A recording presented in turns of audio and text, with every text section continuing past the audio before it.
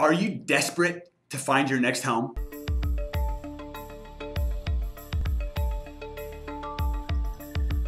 Hey guys, thanks for tuning back in.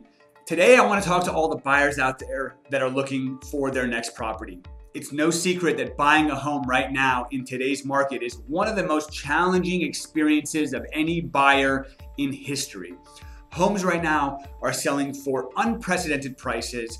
Many times these prices can't even be justified when you look at the recent comparable sales.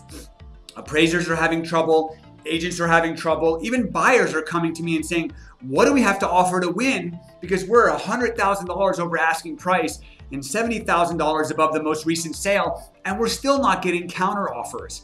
It is bananas. So I can't imagine what it's like to be a buyer in this market because I'm not a buyer, but I do know what it feels like to be helping buyers in this market, and it's not fun. So I've made some videos in the past about how to find alternative ways to find great properties, right? Because if you're looking at just new listings, what you need to know is that's the new and hot item on the market. Everyone wants the new listings. So when you're looking at competition, you need to understand that your competition will be at its strongest for the new listings. So I've talked about things like look at properties that have been on the market for 15, 20, 30, 50 days. Look at properties that are overpriced. Look at properties that need work. Not a lot of people are gravitating towards those properties. 90% of consumers are focusing on brand new listings, and 90% of those consumers are focusing on homes that are already move-in ready, because not a lot of people have a lot of money to upgrade a property after they buy it. They just want to buy the property, move in, and begin enjoying their lives, because that's how the world works these days. So today I want to talk to you guys about the non-dream home approach. And you may have heard me talk about this in the past, but I think this is more relevant now than ever before.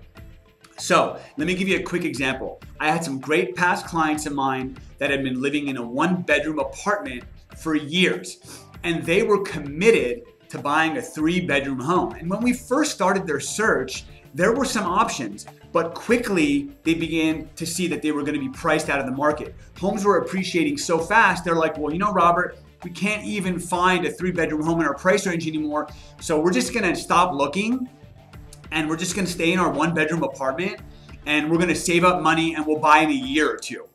Now, here's the biggest challenge. This market is moving so fast that no human being, unless they have a ridiculous amount of income coming in every month, will be able to save as fast as the market is moving up. So I think the people that are going to say, well, hey, I'm going to hang back and I'm going to wait for a year or two, might be in for a rude awakening. They might be in a similar or even worse position than they were in now because the market has gone up so high in price, not to mention where are the interest rates going to be in a year or two.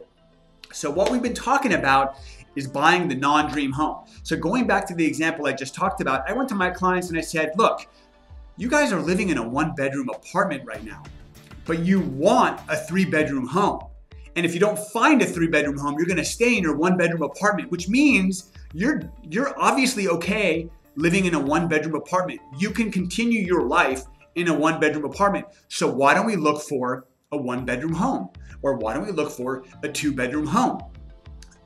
I know it's not exactly what they want, but what I also know is if they can buy a one or two-bedroom home that will give them a similar or maybe slightly better quality of life than where they're living right now, but they'll be homeowners. Now they can take advantage of the appreciation over time so that as the market goes up in value in a year or two or three, if they want to sell that property, take that equity, and now they can buy their quote unquote dream home.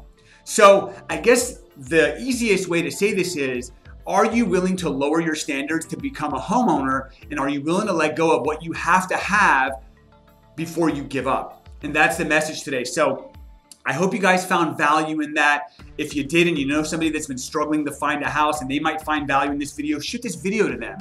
If you found this video on social media, give me some social media love. If you are a buyer out there and you're really motivated and you want to buy a property, but you are just nervous about everything and you want to talk to me and my team about how we can help you win, we'd love the opportunity. And if you have any videos you ever want me to talk about in the future, send those my way as well. Till next time, happy selling.